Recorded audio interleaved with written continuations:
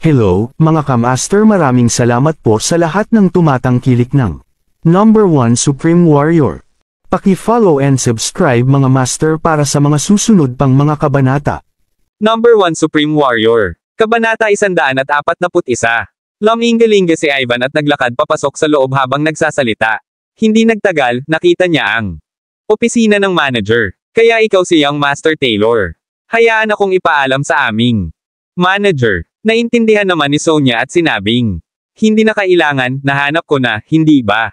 Ito ang opisina ng manager. Pretty lady, you mind your own business, kaya ko. Mag-isa ka pumasok. Ngumiti si Ivan, tumalikod, at inutusan ang kanyang mga bodyguard. Hintayin mo ako sa pasukan. Pagkatapos niyang magsalita, tinulak niya ang bumukas ang pinto, pumasok, at agad itong nilock. Bakit hindi ka kumatok? Nakayukong tanong ni Selena habang abala sa trabaho. Kapag tumingin siya, nagulat siya. Ivan Taylor, bakit ka nandito?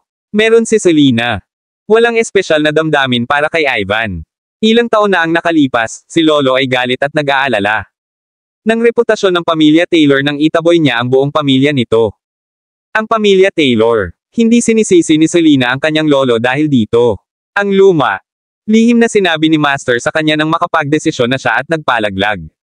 Ang bata, maaari siyang makabalik kaagad sa mga Taylor. Gayunpaman, siya ay napakatigas ng ulo at itinalaga ang kanyang puso sa panganganak sa bata.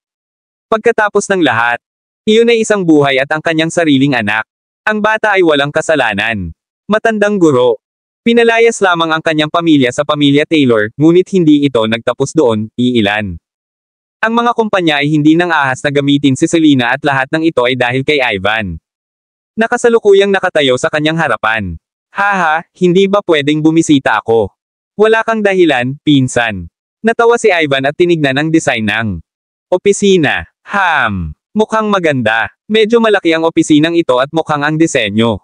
Mabuti. Nagtatrabaho ako. Mangyaring umalis kung wala kang anumang negosyo dito. Kailangan ko bang tawagan ng security para itaboy ka at pahirapan ka? Si Selena ay may malamig na ekspresyon sa kanyang mukha at umupo kaagad sa kanyang upuan. Hoy pinsan, ano bang pinagsasabi mo? Kami ay isang pamilya at ako ay iyong pinsan. Kami. Madalas tayong maglalaro noong mga bata pa tayo, remember? Ginampanan ni Ivan ang pamilya.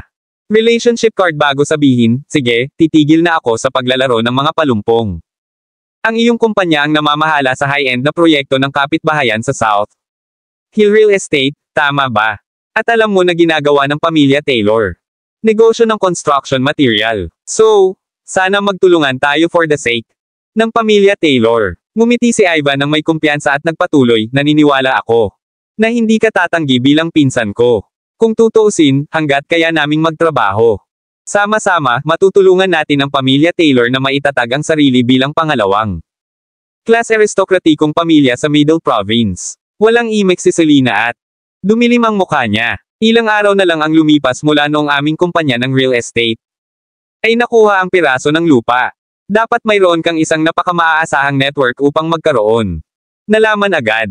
Hoy, pinsan, makinig ka sa sarili mo. Sigurado ako na hindi ako ang tanging dumating sa iyo nitong ilang araw. Iba pang mga pamilya na ginagawa. Darating din ang construction materials. Ngumiti si Ivan at nagpatuloy sa pagpasok. Kumpiyansa, gayunpaman, naniniwala ako na karamihan sa kanila ay darating at aalis. Walang kabuluhan. Haha, tiwala ka na hindi ka aalis dito ng walang kabuluhan. Selena. Natatawang sabi, pinsan kuya, natatakot ako na hindi mo pa rin ito napagtanto. Pero pagkatapos mong malasing noong isang araw, alam iyon ni Lolo at ng tatay mo. Nagtatrabaho ako sa Drake. Pinaalalahanan pa nila ako na maging matyaga at maging patas tungkol sa pagtutulungan ng Taylor at ng Drake, sila. Natatakot na ito ay kinasusuklaman ng iba. Hiniling nila sa akin na tingnan lamang. Ito pagkatapos kong mapatatag ang aking trabaho dito. Malamig na ngumiti si Selena at nagpatuloy. Alam mo siguro na naging procurement manager ako dito. At gusto mong ihinto ang pagkakataong gumanap. Gusto mong makakuha ng isang malaking proyekto. Para masiguro ang posisyon mo sa Old Master at sa puso ni Taylor, tama ba? Ito ay isang nakakahiya na hindi tayo makakapagtrabaho sa pagkakataong ito. Haha, tumawa si Ivan. Selena, tama ka, gusto kong patatagin ang posisyon ko sa pamilya Taylor. Pagkatapos ng lahat, mamanahin ko ang mga ari-arian ng pamilya Taylor, at walang kinalaman iyon sa iyo, babae. Kaya, makinig ka, gusto kong pag-usapan ang tungkol sa malaking proyektong ito. Ivan. Huminto at nagpatuloy, gayunpaman, mali ang iyong nahulaan sa pagkakataong ito. Si Lolo ang nagpaalam sa akin na pumunta dito. Hindi ka susuway. Ang kanyang mga salita, tama ba? Hindi mo igagalang ang pamilya Taylor, tama ba? Kabanata 142. Pinapante ka dito ni Lolo. Imposible iyon. Kumunat ang noo ni Selena. At iniisip kung mali ba ang narinig niya. Oo naman. Wala ako dito para. Sa sarili ko, nandito ako para sa pamilya Taylor. Nandito rin ako bilang proxy ni Lolo. Para pumirma ng kontrata sa iyo. Napuno ng malaking ngiti ang mukha ni Ivan at sabi kay Selena, syempre, I'm being considerate. Upang ikaw ay sumulong pa sa pamilya Drake, hindi ko gagawing mahirap para sa iyo. Ang bahagi ng kita. Imposible. Nagdilim ang mukha ni Selena. Siguradong nagsisinungaling ka. Sa akin. Sinabi ni Lolo na hindi niya ako pipilitin na makipagtulungan. Ang pamilya Taylor noong kasisimula ko palang magtrabaho dito. Kung kay Drake. Alam mo, mawawala ng tiwala sa akin ang mga Drake. Tutal alam naman ni Selena. Napakahusay ng karumal-dumal na karakter ni Ivan. Ito ay ganap na posible na siya ay nagsisinungaling. Tubo. Haha, if you don't believe me, you can call him right now, hindi ko. Kailangang magsinungaling sa iyo tungkol sa mga bagay na tulad nito. Tumawa si Ivan at nagpatuloy, ikaw. Dapat siguraduhin sa iyong puso na ang matandang master ay matagal nang umaasa na ang pamilyang Taylor ay babangon upang maging isa sa mga pangalawang klase na maharlika. Mga pamilya, isa itong magandang pagkakataon upang tayo ay maging isang first class. Aristokratikong pamilya. Sa tingin mo ba ay palalampasan niya ang pagkakataong ito? Kay Selena. Dumilim ang ekspresyon ng mukha nang marinig niya ito. Napakalinaw niya. Na ang tukso ng pagiging isang pangalawang klaseng aristokratikong pamilya ay mahirap. Upang labanan. Kung ang proyektong ito ay hindi masyadong malaki, ang matandang master ay walang paniki. Isang mata at sa halip ay gagawa ng iba pang pangmatagalang plano. Gayunpaman, ito ay hindi. Sorpresa na ang matandang Panginoon ay naantig sa isang malaking proyekto na maaaring magdulot ang pamilyang Taylor upang maging isang pangalawang klaseng aristokratikong pamilya, pinsan.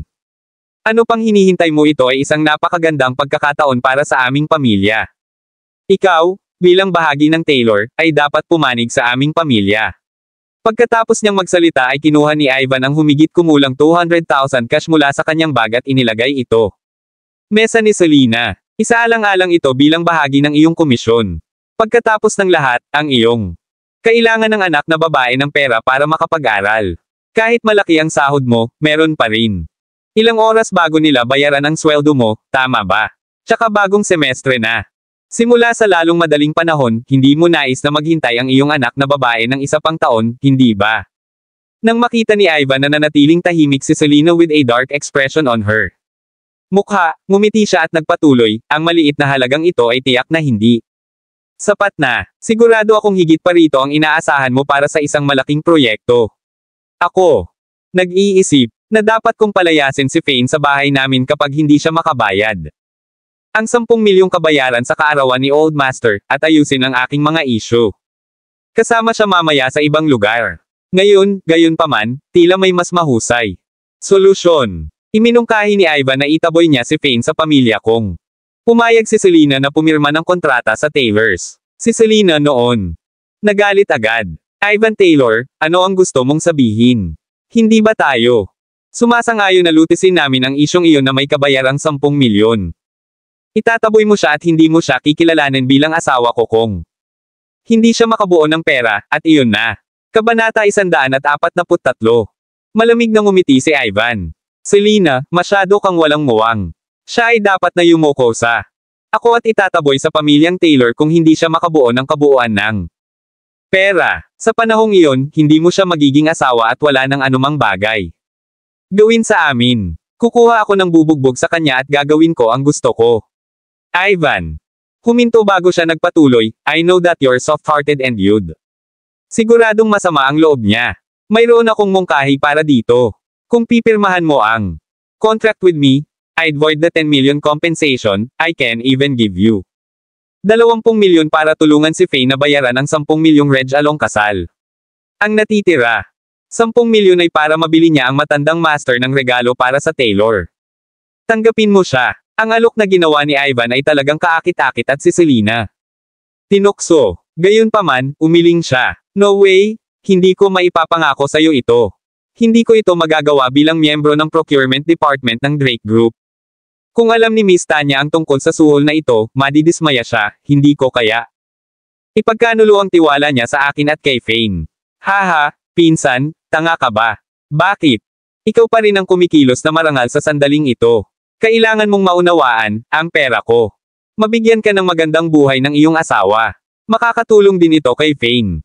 Makuha ang pagkilala ng pamilya Taylor. Kung hindi kayo makaisip, 30 milyon sa loob ng susunod na 20 araw, kailangang makaalis si Fane sa. Tatanggi ang pamilya Taylor at ang iyong mga magulang na aminin itong manugang na ito. Kasal sa pamilya mo. Ngumiti si Ivan. Natatakot ako na ang mga idiots lamang ang gagawin. Gumawa ka ng ganitong desisyon. Huwag kang mag-alala. Sinabi na ni Fane na gagawin niya. Ayusin ito bago ang kaarawan ng matandang master at nagtitiwala ako sa kanya. Besides, siya. Bodyguard ng pamilya Drake at kumukuha ng buwanang sweldo na 20 milyon. Aking. Naging mas mabait din si mama sa kanya, kaya hindi mo kailangang mag-alala. Selena. Napakatigas pa rin sa kanyang kinatatayuan. Bilang tao, dapat may bottom tayo. Linya. Nahirapan ako sa 5 taong paghihirap na ito at ngayon si Fane. Bumalik na, may tatay na ang anak ko. Pareho kaming may trabaho ni Fane at naniniwala ako. Para mas gumanda ang buhay natin. Huwag, ayaw mo bang makuha ang pagkilala ng matandang Panginoon, Ama, at ng iba pang pamilya Taylor? Kawalang paniwala noon. Nakasulat sa buong mukha ni Ivan. Sa kanyang opinyon, Selena ay talagang gumawa ng isang hanggal na desisyon. Kailangan mong malaman na maaari mong gamitin ang iyong kasalukuyang trabaho upang makuha ang pagkilala ni Taylor. Maaari kang yumaman at mamuhay ng magandang buhay. Bakit mo tatanggihan ang alok na ito na nagbabago ng buhay? Ang matandang master ay magiging malungkot kung gagawin mo ito. Natahimik sandali si Selena at sinabing, naniniwala ako. Nasusuportahan ng matandang master ang aking pinili. Siya ay kasalukuyang nabulag sa kanya. Pagnanais na maging isang pangalawang uri ng maharlikang pamilya. Naniniwala ako na gagawin niya. Maunawaan na ang aking pinili ay ang tama sa katagalan. Kailangan kong magkaroon mga tagumpay sa Drake Group at bumuo ng tiwala sa akin ni Drake, naniniwala ako na magkakaroon ng iba pang mga pagkakataon para sa amin at sa pamilya Taylor na magtrabaho magkasama. Huminto si Selena dito at seryosong nagpatuloy, pinsan, may sinasabi, ang pagmamadali ay masisira ang lahat. Kahit na ang pamilya Taylor ay may mataas na kalidad. Construction materials, sigurado ka bang kakayanin natin ang ganitong kalaking proyekto?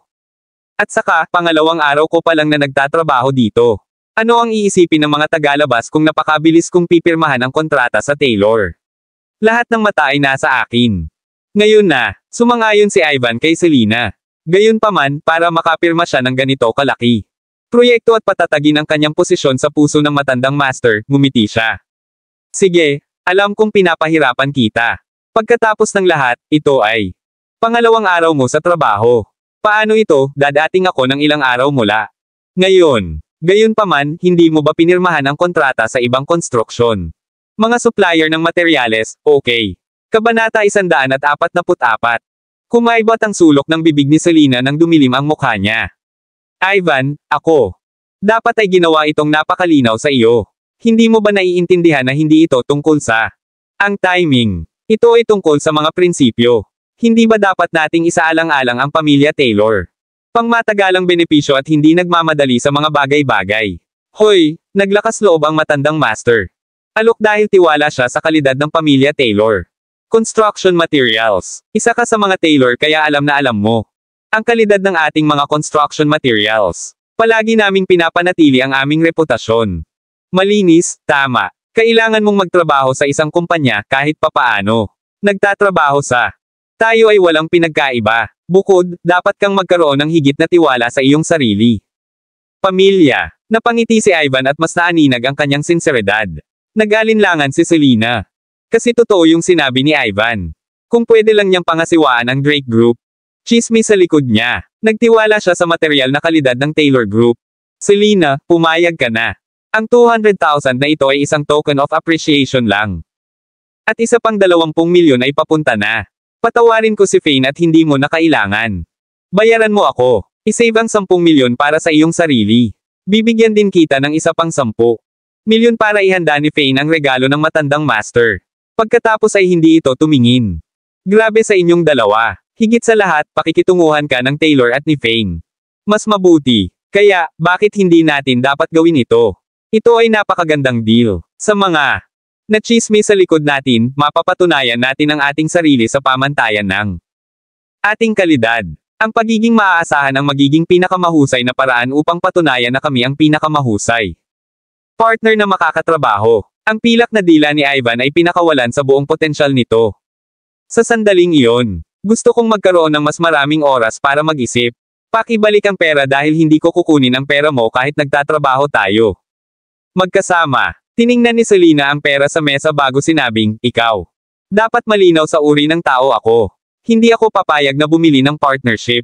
May pera. Bukod dito, ihahanda natin ang 10 milyong kabayaran at ang 10 milyon para sa regalo ni Lolo. Sa pinakamasama, maaaring humiling si Fane ng isa. Buwan ng paunang bayad mula kay Miss Tanya. Kung tungkol sa pera para sa aking ina, kami. Pwede mong ayusin mamaya. Ikaw. Galit na galit si Ivan nang kumpleto siyang pumasok. Kumpiyansa. Tiniyak pa niya sa matandang amo na hintayin ang kanyang magandang balita. Dahil siguradong makukuha niya ang project at pipirmahan ang kontrata. Wala siyang ideya. Nakakailanganin ni Selena ng oras para pag-isipan ito at tatanggihan ang ganoong kalaking dami ng pera. Okay, Selena, bibigyan kita ng oras para mag-isip tungkol dito. Ivan. Bumantong hininga, inilagay ang pera sa kanyang bag at aalis na sana. Gayunpaman, siya. Napahinto nang makarating sa pinto at ngumiti kay Selena. Kaya mo palagi. Tawagan mo ako kung magbago ang isip mo. Sinaman siya ng tingin ni Selena. Huwag kang tumawag.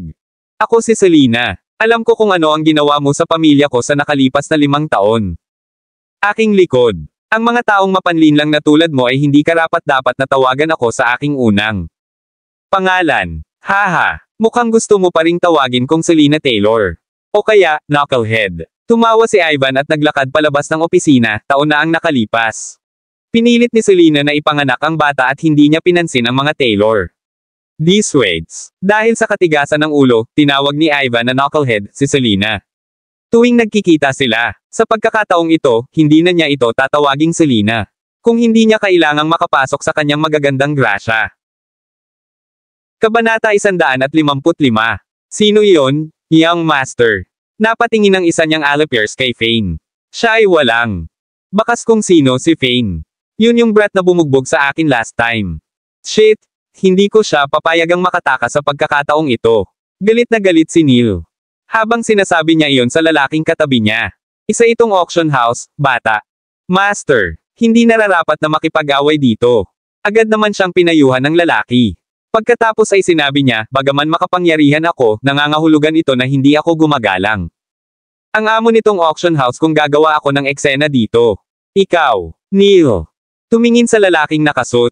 Dahil ang kanyang ama ay kumuha ng ilang mga bodyguard para sa kanya kamakailan, hindi niya napigil ang tumawa ng malamig at sabihing, dapat.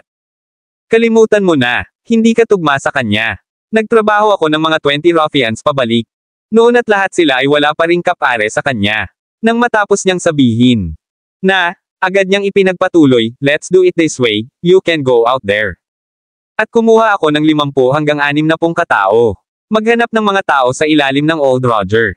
Bagaman mas mahal ang pag-upa nila, medyo makapangyarihan sila. Ang ilan sa kanila ay medyo walang awa din. Hindi problema ang pera hanggat kaya kong alagaan iyon. Brat. Pero yung master, hindi talaga tayo makakalaban dito. Ang nasa katanghaliang gulang. Lalaki ay walang magawa sa kanyang mukha. Sandaling natahimik si Neil. Bago siya galit na tinitigan ang lalaki.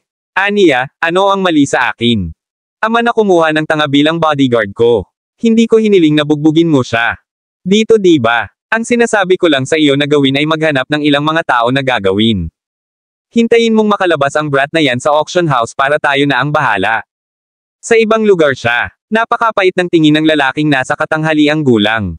Mukha. Gayunpaman, ang tanging nagawa niya ay tumanggo habang sinabing, fine, fine. Aasahan ko ito. Ngayon. Pati yung pera. I'll transfer it over to you right now, bot. Hindi dapat ganoon kalaki ang gastos ng mga ruffian na iyon. Bigyan sila ng ilang 10,000 bucks. Sa 1,000,000 at sapat na iyon. Maglilipat muna ako ng 4 na milyon sa iyo. Mabilis na kinuha ni Neil ang kanyang telepono at inilipat ang pera sa kanya. Sumulyap ang lalaki kay Fane at tahimik na inisip kung gaano ito kalungkot. Para maitawid niya ang mapaghiganti na si Neil Hugo. Mas gusto niya si Fane. Tumawid ng iba maliban sa kanya. Ito ay pagkatapos lamang ng mga kinakailangang kaayusan. Ginawa na si Neil ay naghanap ng mauupuan sa gilid. Bukod sa Hugo. Pamilya, mayroon ding ilan pang pangalawang uri ng mga aristokratikong pamilya na dumating sa auction. Gayunpaman, ang amo ng auction house ay hindi rin mag-abala na ipaalam sa ikatlong klase ng mga aristokratikong pamilya tulad ng pamilyang Taylor. Tungkol dito bilang isang third class na aristokratikong pamilya ay hindi gustong gumastos. Isang kayamanan tulad nito kahit na sila ay dumating. Bukod dito, ang makinang na perlas na ito ay isang espesyal na perlas. Nagkaroon ito ng mga epekto ng pagpapahaba ng buhay ng isang tao at pagtulong sa pagtulog ng isang tao. Sa makatuwid, maaari itong ituring na isang napakabihirang kayamanan. Siyempre, bukod sa ang pangalawang uri ng mga aristokratikong pamilya, maging ang ilang mayayamang mga ngalakal ay sumugod. Nang makatanggap sila ng balita tungkol dito, interesado silang magpatotoo. Tulad ng isang kayamanan. Dahil ang isang natural na perlas ay kasing laki ng bola ng ping-pong. Isang bagay na hindi pa nila narinig noon, narito sila upang makita ito. Kanilang sarili. Narito ang mga miyembro ng pamilyang puti. Hindi nagtagal, isang alon nang umalangaw-ngaw ang mga tagay dahil maging ang pamilyang puti, isang primera klaseng aristokratiko. Pamilya, dumating. Upang makagawa ng paghahambing ng kapangyarihan sa antas ng ibabaw, ang pinaka. Ang makapangyarihang pamilya sa buong Middle Province ay natural na ang Drake. Pamilya. Gayunpaman, bukod sa pamilya Drake, mayroong 4 na iba pa. Mga pamilyang may katulad na kapangyarihan gaya ng pamilya Drake. Tinawag silang mga 4 na pangunahing pamilya ng karaniwang tao. Ang mga pamilyang ito ay isinasaalang-alang lahat. Primera klaseng mga aristokratikong pamilya. Ang pamilyang puti ay isa sa 4 major mga pamilya. Matapos marinig ni Fane at Lana ang anunsyo, lumingon sila sa paligid upang tingnan. Sa sandaling iyon, nagningning ang kanilang mga mata. Isang binibini kasama. Medyo kulot na mahabang buhok na nakasuot ng mahabang puting damit at hawak. Sa isang kaibig-ibig na bag ay lumitaw. Pumasok siya sa loob na may matamis na ngiti. Gilid ng labi niya. Katabi nito, sinundan ng ilan ang dalaga.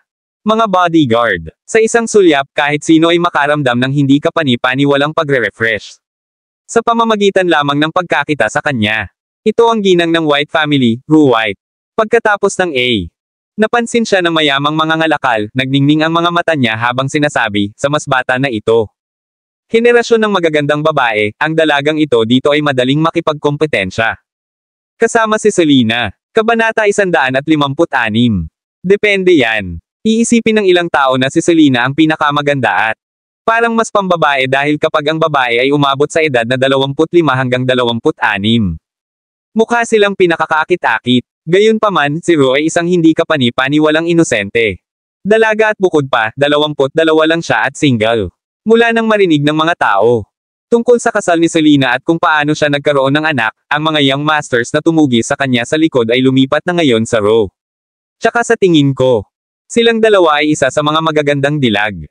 Ay, tama, di ba Diyosa ng digmaan sa kasalukuyan sa Middle Province. Ang babaeng iyon ay kasing ganda rin niya. Ang katawan ay hindi kapani-paniwala at tila napaka-exotic. Nakakahiya naman sa status niya. Ay masyadong mataas at halos imposibleng makuha siya. Isa pang mayaman. Sabi ng mga ngalakal na may mapait na ngiti matapos itong pag-isipan. Hoy! Makinig ka, may tumatawag sa'yo ng kagandahan. Matapos marinig ni Fane ang kanilang usapan. Hindi niya napigilan ang sarili sa pang-aasar kay Lana. Nagtaas ng ulo si Lana. At sinabing, well of course, but what do they mean by exotic? Na-offend ako. Hindi ba ako mukhang isang inosente, batang babae sa unang tingin?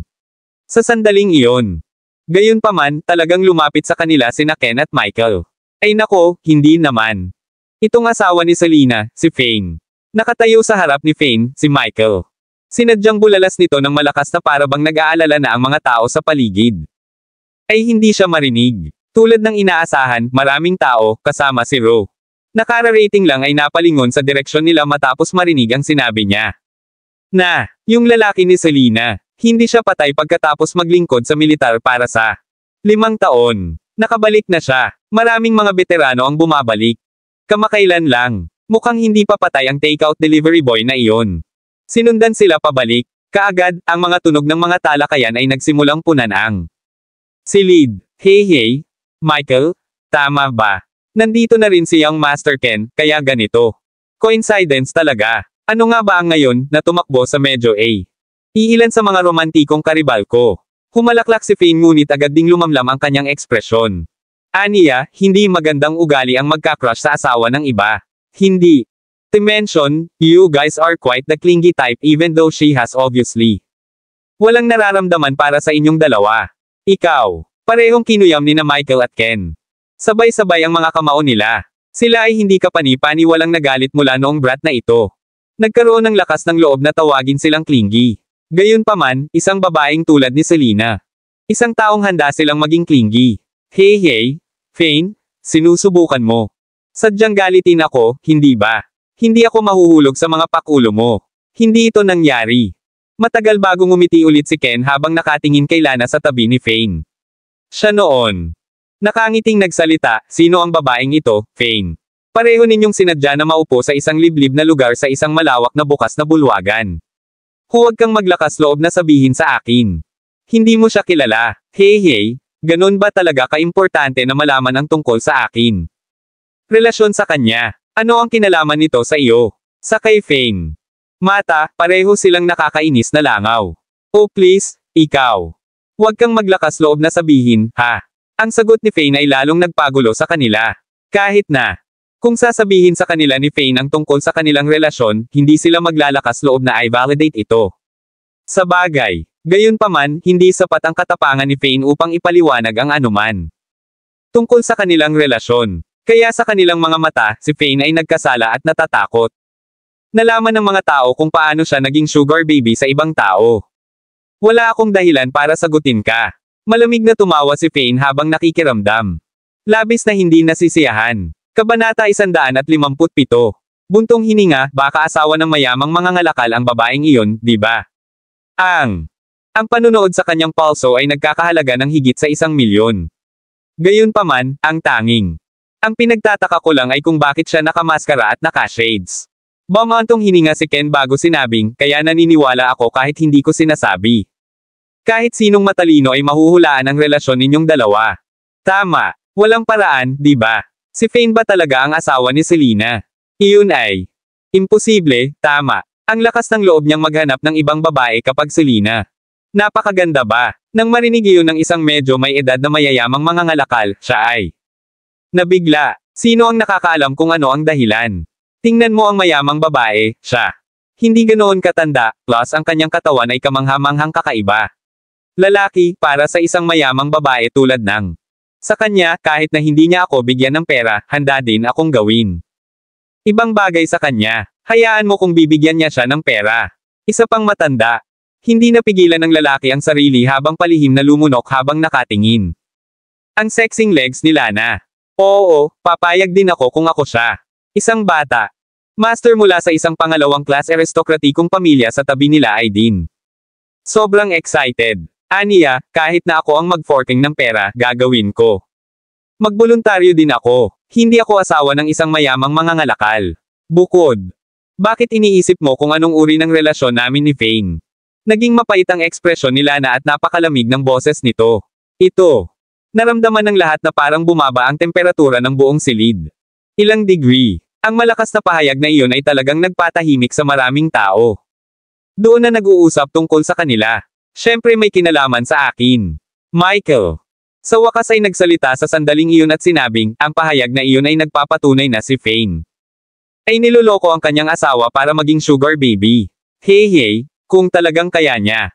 Hindi namin siya pagtatawanan kung makakahanap pa siya ng ilang babae. Samahan mo siya. Ang kapis-palad na bagay ay, gayunpaman, ay hindi mararamdaman ng isang tao. Nahihiya ka bang maging sugar baby? Tama, veterano na siya. Paano kaya? Napakababa ng pag-uwi niya para maghanap ng mayayamang babae. Dahil ba? Hindi na niya kayang tiisin ang buhay militar. Sobrang nakakahiyata. Mga veterano, sinisiraan siya ni Ken at Michael na parang kumakanta ng duet. Kung ikaw, guys don't shut up, believe me nawawakasan ko kayong dalawa. Hindi na kaya ni Lana. Pigilan ang kanyang galit dahil nakaramdam siya ng labis na pagkainsulto para sa isang Diyos ng digmaan. May label na sugar mommy. Not to mention, what offended her most was that ang mga imbeciles na ito ay talagang iniinsulto ang Supreme Warrior, ang pinaka iginagalang na individual sa buong Katisiya, sa pamamagitan ng pagtawag sa kanya ng sugar baby, sila. Dapat alam niya na siya ang amo ni Lana. Kahit na kaya niyang tiisin. Iniinsulto, hinding-hindi niya mapahihintulutan ang kanyang amo na magdusa ng parehong kapalaran. Tingnan mo, nagagalit siya ngayon, di ba? Tama ba tayo noon? Tumingin sa paligid. Ikaw, isa itong auction house at hindi ka maglalakas loob na bugbugin ang isang tao sa isang pampublikong lugar, tama ba? Masama ang mukha ni Ken habang sinabing, halika. Tapos, babae ka pero gusto mo pa kaming saktan. Iniisip mo ba talaga na ako, siyang Master Ken, ay isang walang kakayahan na laban sa isang babae? Agad na tumayo si Lana and the instant she clenched her fist, napakalaki ng nakakatakot na aura na lumabas sa kanyang katawan. Bagamat tulad ng isang hindi nakikita ang nananakot na aura. Gayunpaman, ito ay napaka-intimidate pa rin bilang ito. Walang kamalay-malay na nagulat sila Ken at Michael na napaatras sa nang mapansin niyang malapit ng mag-away, hinawakan ni Faye ang palso ni Lana at sinabing, ito ay isang auction house. Nandito kami para sa auction and besides, kung kami buttheads with trash like them, nakakahiya sa status natin. Masyadong kalmado ang ekspresyon ni Faye. Magandang punto. Noon lang si Lana tumahimik at umupo ulit. Maswerte sila na hindi ito ay larangan ng digmaan dahil kung ito ay, ang mga basura sa harap nila ay mayroon na namatay ng 100 beses. Hey, magpanggap ka pa, naniniwala ako. Alam nyo pareho ang mga kahihinatnan ng pag-atake sa amin at hindi nyo kayang tiisin. Natawa si Michael bago sinabi kay Faye, say Faye, what do you think will mangyayari kung sasabihin namin sa iyong asawa ang tungkol sa pakikipagkita mo sa isang mayamang babae dito? Ano, iisipin ba niya? Kabanata 158. Hey, pareho kayong marunong mag-alala ngayon, di ba? Napangiti si Faye. Then told Ken, alam mo bang may kasabihan na know your place? Ikaw, dapat talagang matuto mula dito. Naniniwala akong pinaalalahanan ka ni Dennis tungkol dito. Dati nung pilit mong give ng bahay natin di ba? Ikaw ba? Sure, gusto mo pa rin akong labanan. Matapos marinig ni Ken ang banta na iyon, ang kanya. Biglang lumamlam ang ekspresyon nang nagsimula siyang mag-alala. Dahil sa kung gaano kalakas. Si Faye ay, kahit ang kanilang prime fighter na si Dan ay hindi magiging katapat niya kung siya. Sa totoo lang ay nasaktan at dahil sa dugo ng kanyang pamilyang Clark. Iyon ay maging napakasama para sa kanila. Sa isip-isip lang niya na sabi niya, I won't laban sa iyo o sa aking paraan upang pahirapan ka, gayunpaman. Nandito lang ako para magbigay ng payo sa iyo. Napakabait sa iyo ni Selena. Mayroon kang lakas ng loob na gawin ito para sa pera. Young Master Ken, parang medyo natatakot ka sa kanya. Si Michael ay hindi tanga at ay agad na napansin ang pagkabalisa ni Ken. Kumunat ang noo niya. Ikaw ba? Nagbibiro. Ako, Young Master Ken, takot sa kanya. Oh please, wala siya. Ngunit isang takeout delivery boy. Paano naman ako matatakot sa kanya kung siya naman? Ilang taon lang sa militar. Sinampalagad siya ni Ken. Dibdib sa isang malakas na pagpapakita ng tapang. Patas na punto. Let's go? Sa totoo lang medyo ako interesadong makita kung paano mo ito ipapaliwanag kay Selena kapag nalaman na ang katotohanan. Palabas. Pagkasabi nun ni Michael ay umalis na siya kasama si Ken. Bukod, ang kanilang pangunahing layunin dito ay upang makita kung talagang naging sugar baby si Faye para sa pera. Mula sa naunang sitwasyon ng nabalisa ang mayayamang babae, ito ay maliwanag. Sapat na ang kanilang relasyon ay hindi ganoon kadali. Ito lang noon. Sapat na para sa kanila. Siya ba ang asawa ni Selena? Napatingin si Ro kay Faye at nakasimangot din. She said in a soft tone, I didn't expect him to do such a bagay para sa pera. Pagkaraan ng ilang sandali, 3 pang first class na maharlika. Dumating na rin ang mga pamilya. Sila ang young master ng pamilya Mont. Grayson Mont, isang matabang babae mula sa pamilya George, Sharon George, at ang master ng pamilya Roy, Robert Roy. Matapos dumating ang 3 pangunahing pamilya. Isa pang round ng tagay at palakpakan ang umalangaw-ngaw mula sa karamihan. Ang mga miyembro ng pamilya Drake maya-maya dumating na. Sa pagkakataong ito ay si Timothy ang dumating. Kasama ang ilang bodyguards mula sa pamilya Drake. Pagkarating ni Timothy, dumating na. Hindi nagtagal para mapansin niya si Fane. Biglang naging mapait ang ekspresyon niya. Aniya, bakit pumunta dito ang brat na iyon? Sino ang babaeng katabi niya? Siya. Nagkaroon ng lakas ng loob na hindi seryosohin ang kanyang bodyguard at sa halip ay sumama. Tapos para makipag-date, napatingin si Timothy kay Fane mula sa malayo. Sobrang naramdaman niya. Hindi nasisiyahan sa kanyang puso.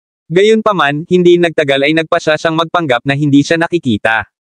At lumakad kasama ang mga miyembro ng apat na pangunahing pamilya habang nakarating sila. Nakaupo sa harap karamihan ng mga upuan na sadyang nakalaan para sa kanila. Makalipas ang ilang minuto, may matandang lalaki na may pandak at kakaiba. Nakangiting naglakad ang hairstyle sa auction stage.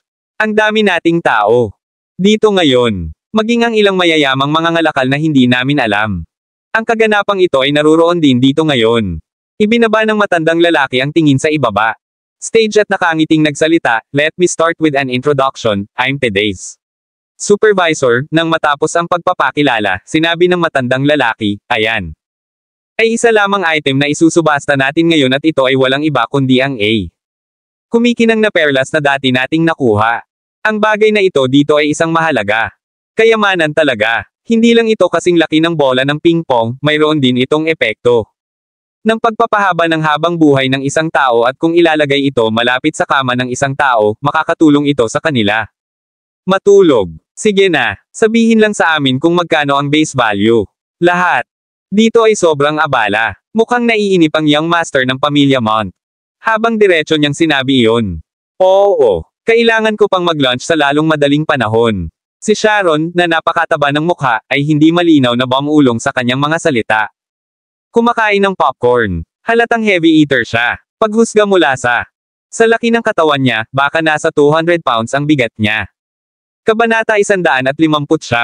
Napatingin si Grayson sa matabang babae sa tabi niya at agad na natahimik. Tumaba talaga ang babaeng ito. Kung magpapatuloy ito, magkakaroon siya ng isang mahirap magpakasal. Gayunpaman, nang lumingon siya para tingnan si Ro. Sa kabilang banda, pakiramdam niya ay agad na bumawi ang kanyang kalooban. Parang napaka-eye candy ni Ro dahil mas maganda siya habang tinatitigan niya ito. Sa kanya, hehe, sige. Ang batayang halaga ng bagay na ito ay nagsisimula sa 10 milyon. Siyempre ang halaga nito ay lumampas sa 10 milyong bucks at naniniwala ako sa lahat ng narito. Alam ito, sa makatuwid, ang aming panuntunan para sa incremental na pagbid ay hindi ito maaaring mangyari. Mas mababa sa 1 milyon. Humalaklak ang matanda sa entablado at nagmartilyo. Agad na bumaba ang kanyang bigot habang nagpatuloy, "This auction will officially simulan ngayon. Ang kayamanan na ito ay pag-aari ng pinakamataas na bidder. 1 milyon. Kahit na. Nahihiya akong tumawag ng 1 milyong pera. Isang mayamang mga ngalakal. Agad na tumayo at sinabi, ang bagay na ito ay maaaring makapagpabagal ng isang tao. Bahagyang metabolismo, kaya may epekto ito sa pagpapahaba ng habang buhay ng isang tao. Kung ang item na ito ay inilalagay sa tabi ng isang unan para sa isang pinahabang panahon, nagpapalawak. Ang buhay ng isang tao ng 2 hanggang 3 dagdag na taon ay hindi dapat maging problema, tama ba? Pagkatapos niyang magsalita, itinaas niya agad ang kamay niya at sinabing, "Ayo. Mag-alok ng 20 milyong bucks." Habang tinatitigan ni Fane ang bagay mula sa malayo, siya alam na tiyak na ang item na ito ay makakatulong sa pagtulog ng isang tao. Gayunpaman, hindi rin siya sigurado tungkol sa epekto nito sa pagpapahaba ng buhay ng isang tao. Pwede ba talagang i-extend haba ng buhay ng tao? Sila na nakatingin sa gilid ay tumingin kay Fane. Bago itanong iyon, hindi ako sigurado pero who cares? Ito ay isang kayamanan pa rin. Kailangan kong makuha ito, sabi ni Fane matapos itong pag-isipan. Sige, since hindi pa kita nabibigyan ng regalo, ibibigay ko ito sa iyo pagkatapos. Tumanggaw sila na mula noon. Alam niyang ayaw ni Fane na ilantad ang kanyang pagkatao. Tulad nito, tila iyon. Dapat siya ang bibili para kay Fane, 20 milyon. Itataas ko ito sa 30 milyon. Matapos kainin ni Sharon ang kanyang popcorn ay pinunasan niya ang kanyang kamay. May tissue bago itinaas ang kamay at humajijek habang nagsasalita. Ay hindi, ito. Mukhang may mga mata din ang pamilya George dito. Sa rate na ito, magiging imposible para sa sino mang gustong gawin itong isang simpleng pagbili. Oo. Dahil lahat ay nagtataas nito ng 10 milyon, hindi talaga ito isang auction. Para makasali tayo, ilang mayayamang mga ngalakal na narito upang manood. Isang mapait na ngiti lamang ang nabasag ng kanilang mga unang intensyon. Nabasag nang makita nila kung paano nilalaro ang sitwasyon.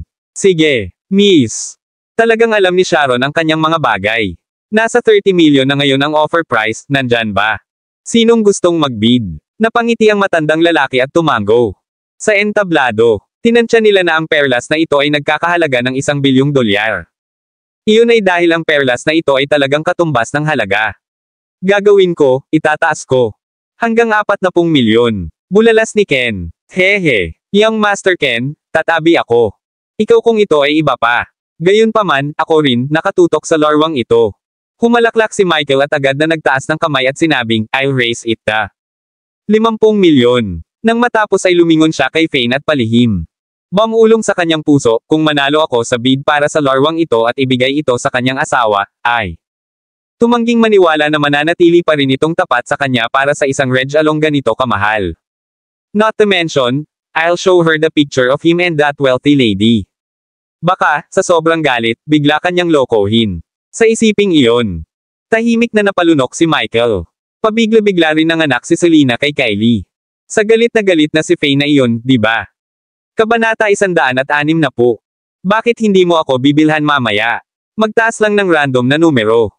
Ipapalagay ng mga tao na ikaw ang aking alipin. Sa ganoong paraan, hindi magiging ang iyong pagkakakilanlan. Exposed. Sinabi iyon ni Lana kay Fane pagkatapos ng ilang pag-iisip. Tumango si Fane at sinabing, oo naman, gusto ko pang guluhin ang dalawang iyon. Pagkasabi niya nun, Fane agad na itinaas ang kanyang kamay at sinabing, 51 milyon. Sa sandaling iyon, lahat lumingon sa kanya dahil 1 milyon pa lang ang itinaas ng brat. Kahit na ikinahihiya niya sila na dahil ang iba ay nagtataas ng bid ng multiple na 10 milyon at ang lalaking ito ay nakagambala sa ritmo sa pamamagitan lamang ng itataas ito ng 1 milyon. Wow! Fane, hindi ko inaasahan ang mayamang babae na iyon. Sa iyo na maging medyo mayaman sa kanyang sarili. Sumasali talaga siya sa auction. Natigilan si Michael. Nakangiti siyang nagsalita, kaming mga miyembro ng mayayaman. Nagsimula na ang mga pamilya na makipagkompetensya sa ating sarili.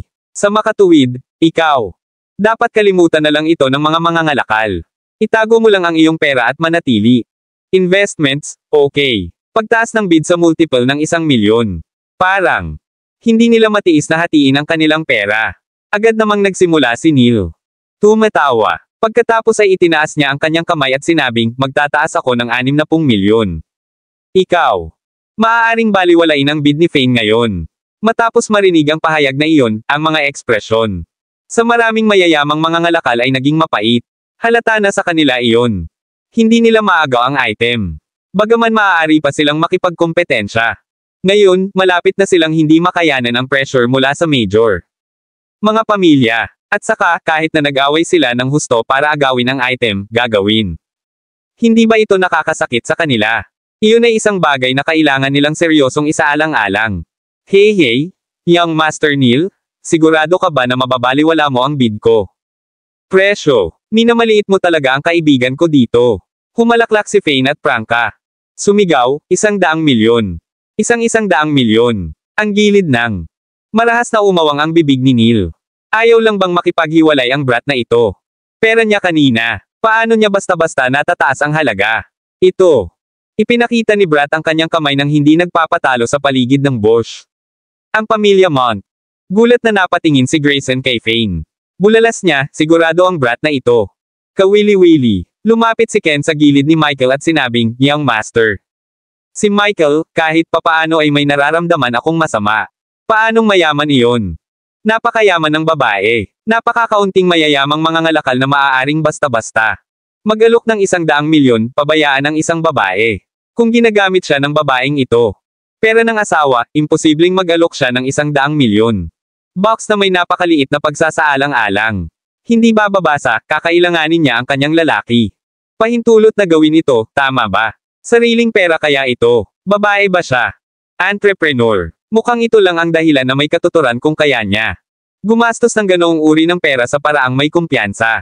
Naguguluhan din ang hitsura ni Michael habang sinabi niya, gayunpaman, hindi ba natin halos lahat mayayamang babae sa Middle Province? Paano ako magkakaroon ng ganap na hindi pag-alaala ng sino man na maaaring basta-basta makatipid ng 100 milyon bucks and let alone, sa murang edad? I believe she's a secret mistress ta. Ilang pangunahing mayamang tao o kung hindi, magiging imposible para sa akin na hindi malaman. Kanya, hey, ito ay tiyak na magpapahinto sa regular na bidding ng mga mangangalakal. Ngayon na, isang mayamang mangangalakal na orihinal na naglalayong mag-alok ng 70 milyon. Isang mapait na tawa ang pinakawalan ni Bid. Ngayon ay tuluyan na siyang sumuko. Gayunpaman, dahil sa pagkabansot, maraming tao ang nag-aalinlangan sa pagkakakilanlan ni Lana. Sino ba talaga? Gumawa siya ng isang walang awa na alok. Naku, mayaman ka, gwapo ka. Hindi masyadong pinapansin ni Sharon si Fane kanina. Gayunpaman, kapag siya lumingon sa kanya, napalunok siya habang iniisip kung gaano kagwapo. Siya ay nagradiated siya ng pagkalalaki at nagkaroon ng epekto sa pagbagsak ng mga tao. Pag-ibig sa kanya sa unang tingin. Habang napansin niya ang isang matabang babae na lumuluha habang nakatitig sa kanya, nanginginig ang puso ni Fane habang sinasabi niya, hindi ako ang mayaman. Tinutulungan ko lang ang kaibigan kong katabi ko na magbid. Gaano kagwapo? Sharon winked at him and said in her charmed state, hoy gwapo, gusto mo? I bid ko ang item na iyon para sa iyo at ibigay ito sa iyo para ipakita sa iyo ang nararamdaman ko. Halos mahimatay si Fane sa sinabing iyon nang sabihin niya, paumanhin, hindi ako interesado. Paf! Hindi ka nakakatuwa. Maraming salamat mga ka-master sa walang sawang pagsusubaybay, isang like, share, and subscribe naman dyan mga ka-master. Abangan ang susunod pang mga kabanata.